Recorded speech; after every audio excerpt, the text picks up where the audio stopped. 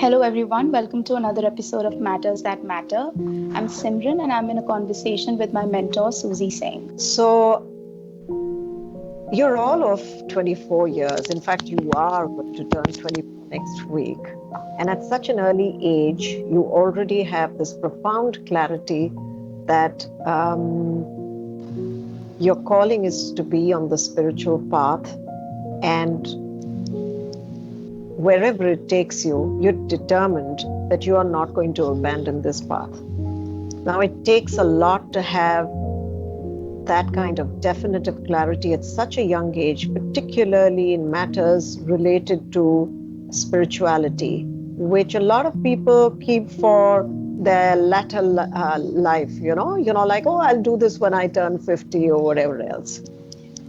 I want to ask you, what are the events that led up to this clarity or that helped you find this clarity? How did you discover that this was your calling? I think there were so many things that sort of culminated into this one decision that I took. And that was initially, that looked like in my head as a decision where I decided to heal myself. Um, it definitely came out of a lot of trauma and suffering. So I feel like I had reached a point in my life where all the trauma that I had lived through during my childhood and teen years had sort of compounded in me and had come to the surface. And I think I was very tired of having no control over my internal states and being at the mercy of it. When you use the word trauma, for most of our viewers here, just so that we have clarification, a lot of times people associate trauma with some terrible event out there in the world, like or an accident or some very serious health issue or some sort of social issue. Not realizing that trauma doesn't have to be anything so serious. Yes. Emotional trauma could be something that is happening on the inside of you, and you could be leading a perfectly normal life, which on the outside appears absolutely good and comfortable and easy.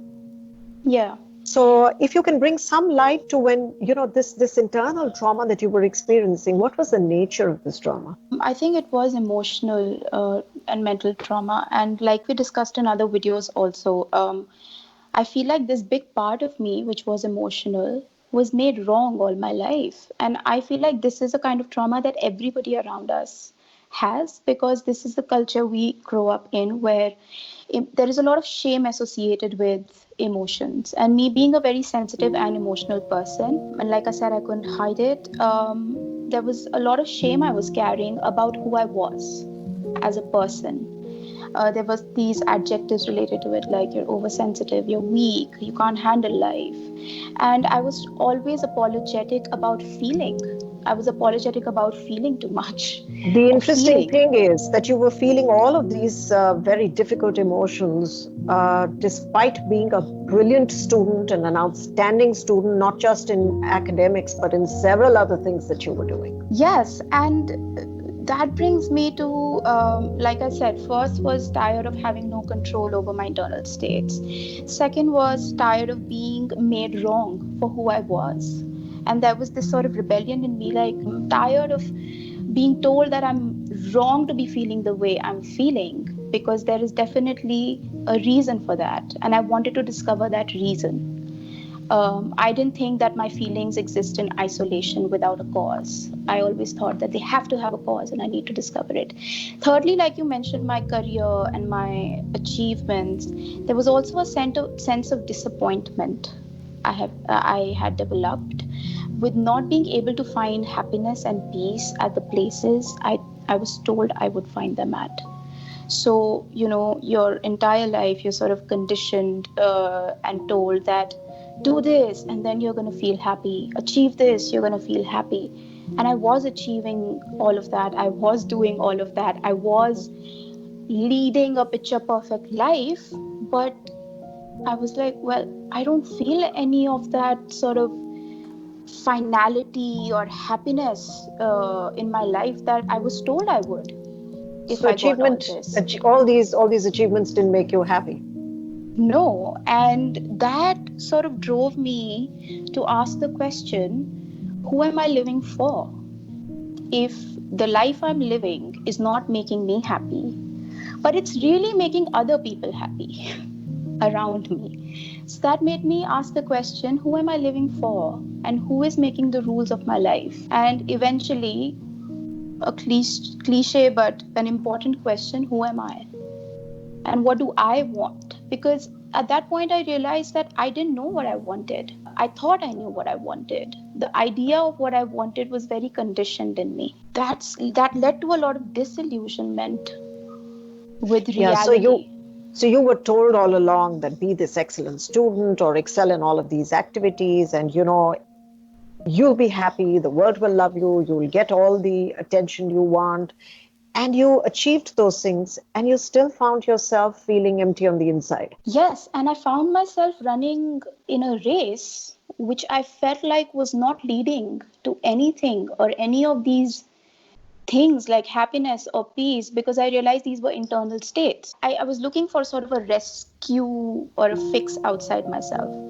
And I had these ideas that if only I get this, because you grow up, you watch movies, you're like, oh, this is how people feel happy. So I tried to get all those things, and I realized that it didn't fix anything in me. And that Mm. feeling of loneliness, not belonging, not fitting in, not knowing, disillusionment didn't go away. It went away temporarily and then it was back.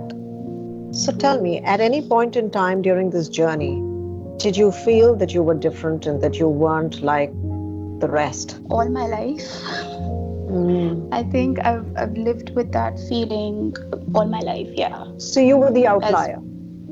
Yeah, I've always felt like a misfit and I've always felt like I didn't belong into In the what way? mainstream. In what way? I guess I just feel like I didn't understand the ways of the world. For a lot of years of my life, I made myself wrong for that. I lived with this feeling that there is something wrong with me because everyone seems to be doing all of this very easily So, can you just give us and some I can't. understanding of what you mean by ways of the world? What were these other people doing that you were not happy doing? Like I said, when I mentioned I felt like the race I was in was not leading Ah, anywhere. I the felt overachievement. I did not, I felt like I was becoming this mindless, mechanized zombie Mm. who had no free will and who was living an already determined life with only this thought that this is supposed to make me happy. And I felt like I was always chasing after something and never truly getting it. And I also realized that the systems I was part of in the world, in the society, appeared very different from what they actually were. It almost was like I started seeing through things, and that created a sense of disillusionment in me. That and everything seemed very surface, and I wanted to know more. It was this hunger to know the truth, because I felt like the life I was living, I felt like I was lying to myself. So, the shallowness of overachievement was becoming apparent to you. Yes, and it was painful to realize that. And now you were clear about what you didn't want to do. Did you have any idea of what you really wanted to do or what you were seeking? And how did you seek it out? No, when I had this idea of what I didn't want, but I did not have a clear idea of what I wanted. Basically, what made me take the decision I took around 2 years back was not something mental or rational or logical in nature. It was an internal urge or an internal voice in me. I don't know how to describe it, that said, Like an intuition? yes, yes, intuition can be the word for it. That said that this is it.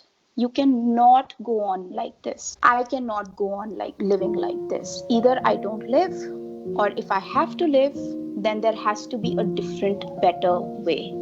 It was almost like I refused to accept that this is the only way of living. Mm. I know there was a knowing. I know there is a different way of living, and I'm going to find it. A different way or a better way? A What was that better way. knowing? Oh. a better way of living, a living that is filled with ease and flow. These were Mm, words that kept coming to me: ease and flow. It doesn't have to be so hard, it doesn't have to always feel like a climb, mm. like you're going against the water. And when I started with this idea of finding, I think I didn't even have a definite idea of what I was looking for. I didn't know anything, but there was a knowing that I have to now just surrender and go with whatever is happening in my life. I cannot go on doing anymore. The old had to fall away. So how did things fall into place? How did you find the path? How did that get catalyzed? How did the journey begin for you? The journey began with a lot of pain again. It was messy. There is this idea of healing or rediscovering yourself, or the spiritual path that people have, that it looks all shiny and it's all about positivity, and you're always sitting in a calm state rediscovering yourself. But the truth couldn't be farther from that. I think it is the True. toughest and the scariest thing I have attempted in my life. Like I said, these were the things that set the stage for it. I took the decision to move back home. I told everyone I was taking a gap year because, well, I did not know how to explain myself. I was, on some days I couldn't even explain myself to my own self, um, and I locked myself in my room for this period of time. And I would say that whatever I have discovered or learned, it has come from within me. I had to just sort of lean into my own self to learn whatever I have learned. I didn't have to go out anywhere. I didn't have to travel the world.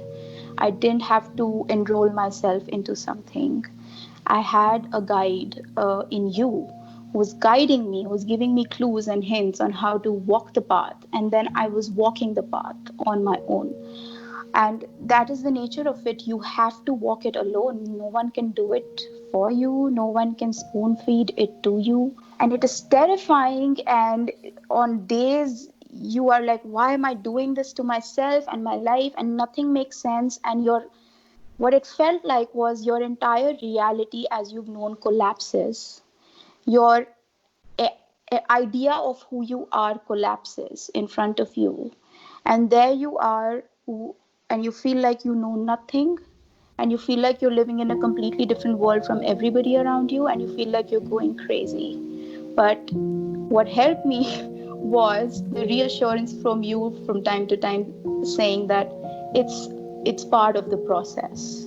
Feeling like you're going crazy is a part of the process. But now I realize that the old me, my old life, my old identity was all crumbling down. And that in between stage of the old having crumbled down and the new not having been formed was a very, very tough space to be in. And I think one of the biggest hurdles I faced was my own conditioning during this phase, because a part of me was still mourning what I had.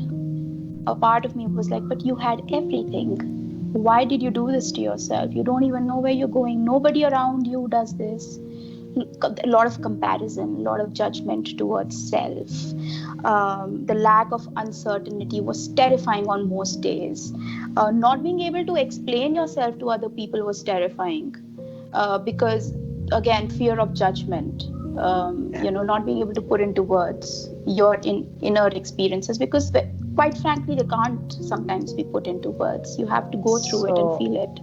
I think that is a very important one, and it deserves a separate episode to discuss that. I want to thank you, Simran, for being so open, so confidently sharing of your journey, uh, and for specifically pointing out that being on the path is not roses all the way.